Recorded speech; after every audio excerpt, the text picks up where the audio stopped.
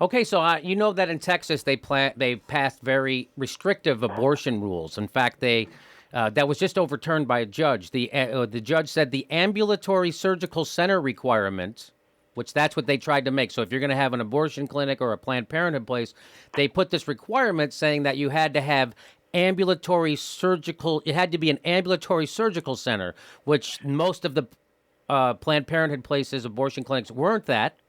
So they would have to close, right? And the judge said the ambulatory surgical center requirement is unconstitutional because it imposes an undue burden on the right of women throughout Texas to seek a proviability abortion. I don't know what proviability means. Do you? Proviability, that's a word? Anyway, so proviability. And I so, would guess it's the ability to provide. Right. yes. I guess. Okay, there we go. We broke it down just like they teach us in school. The Attorney General, Greg Abbott, who is pro-life, is going to appeal the decision. And so here is Rick Perry was asked a question. A woman stood up. He was doing some kind of a live interview where they take questions. And so here, listen to her question.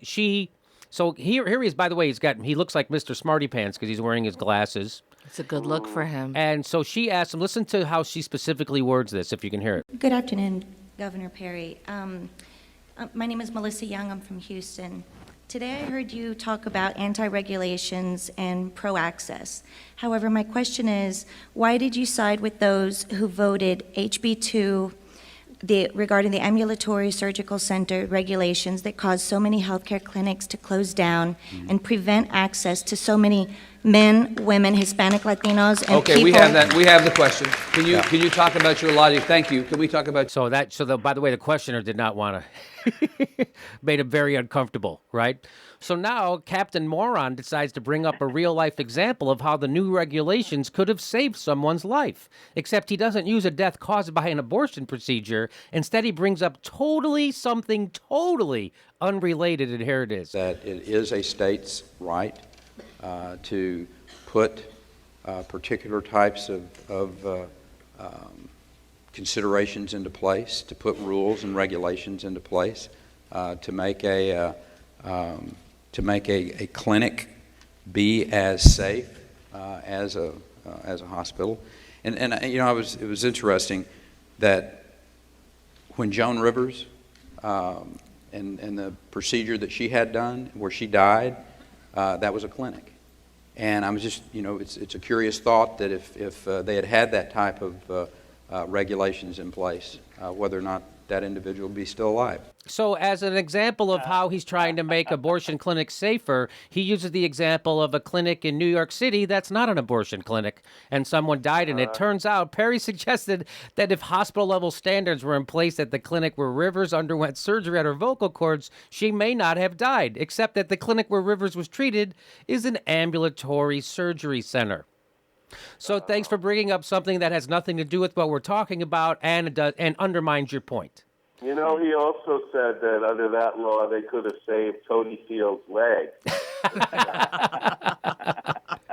Tony Fields, ladies and gentlemen, Tony Fields. That's in case my dad's listening. It really sounds like Rick Perry was dared just to try to include Joan Rivers in his answer. I think No, I think Rick Perry. You can tell that Rick Perry is a Joan Rivers fan. Oh yeah. He's the type. Just say. Oh yeah. Oh, there's no doubt about it. Oh, grow up. So it gets better. He keeps going. But I think it's important for us as a people to understand that we're a very diverse country, and there are going to be there are going to be rules and regulations put into place that you don't agree with, and one of the beauties of this country is that we meet, we have open discussion back and forth, and then at the end of the day, we go on about our business, and by and large, civilly and respectfully respect those decisions. Yes, one of the beauties of this country is that the regressive majority, driven by corporate money and religious whack jobs, can oppress half the population and deny them basic health care under the guise of helping them. And we have such a complacent media that they easily get away with it in plain sight. Yes. Well, you know what? Actually, to reiterate what Mark said about that he is a Joan Rivers fan, did you hear that he actually sent the fashion police to the Texas border?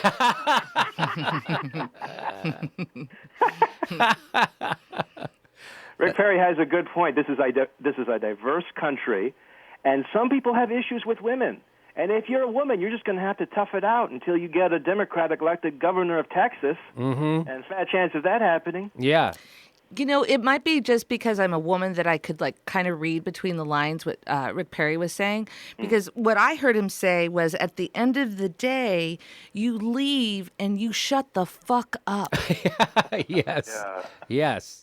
Yeah. So here we go. You know what? They, the Republicans and Fox News, they really do hate women. There's there's no ifs, ands, or buts about that. It's, they had the Fox News guy the other day describing the pilot who bombed ISIS as boobs on the ground. I mean, they're just blatant about it. Yeah, he referred to that as boobs on the ground. I mean, it's just it's lame comedy, I guess. I mean, it was done as part of a bilateral comedy alliance with Benny Hill. But it's like you guys are on you're a news show. You guys are gung ho for this war. Uh-huh. I don't know if you're allowed to joke. If you're an actual news station, are you allowed to joke about it? I don't know. Speaking of Benny Hill, I can tell you something about every year Joan Rivers would go to the UK and get all her medical needs taken care of by the National Health Service. No. Yeah, her husband was a British citizen, so I guess she kept all the benefits. So Joan Rivers, who was a multi-millionaire, would use the horrible, evil, awful, socialized healthcare system of Britain. And then she'd come back here and get all her plastic surgery done in Tijuana. But the point is that Joan Rivers didn't die in England. She died in New York. Yeah, she died in New York. She didn't die in England. It kept her alive well into her 80s. She actually, not many people know this, but over in England, she used their healthcare system to have any talent surgically removed from her daughter, Melissa. So Rick Perry's got a little bit more to say. Hold on. But to the people who would say, as this questioner appears to, you've made the state less hospitable for people who view the world as I do on this issue, you would say what? I would say we've made this state a safe place, is what I would say. I think that's at its base. Yeah. The decisions were made to make this a safer place, and that's what we did. And if somebody doesn't like it? Come back to the legislature in January and change the law. This is why elections have consequences, right? Indeed they do. Good. Okay, yes. So I don't know if you heard he said he made the state safer. Yeah. Yes, the state is much safer with less health clinics. Also, if we could just find a way, if Rick Perry and the GOP and the religious conservatives could just find a way to get rid of water reservoirs and street lights. Oh, those street lights, if we get rid of them, that'll make Texas a lot safer in Rick Perry logic land. There was that town in Texas recently that hadn't had any government regulations or anything, in the fertilizer plant. Yes. You remember what I'm talking about? Yeah, I remember that. Yep. In West Texas, which is in the northeast part of the state. So it's a very safe place. Point taken. Right. Yeah, they're all about safety in Texas. That's what the point you're making. Yeah, he's so concerned about safety, they won't even regulate their fertilizer industry, so they blow up.